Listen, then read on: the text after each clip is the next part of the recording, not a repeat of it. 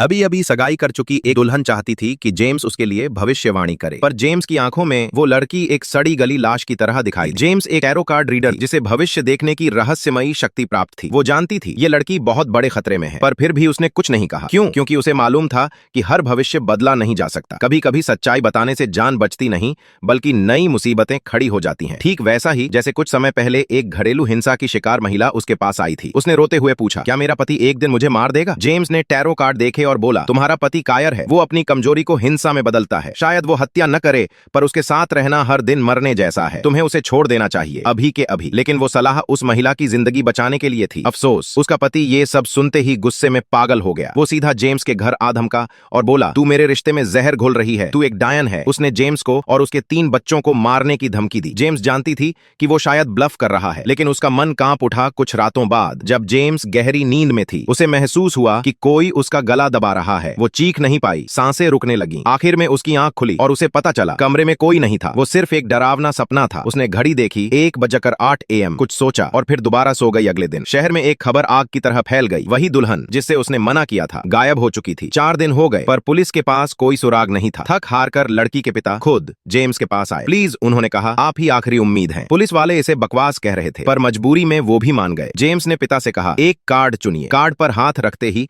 तस्वीरें उसकी आंखों में तैरने लगीं। एक सूनी जगह, सफेद फूल, लोहे की बाड़, खंभे और कुछ छाया सी आकृतियां। इतना बोलकर वो चुप हो गई। पुलिस को ये सब ड्रामा लगा, पर उस रात जेम्स को एक सपना आया। वो एक सुनसान रास्ते पर चल रही थी। साइड में वही सफेद फूल थे। उसने एक फूल तोड़ा और वो तुरंत मुरझा गया। फिर देखा एक सूखा पेड़ जिस पर लोहे की चेन लिपटी थी, और सामने एक आदमी जो वायलिन बजा रहा था, लेकिन उसकी धुन किसी संगीत जैसी नहीं, बल्कि किसी की चीख जैसी लग रही थी। घड़ी की सुइयों ने फिर वही समय दिखाया, 1:28 AM।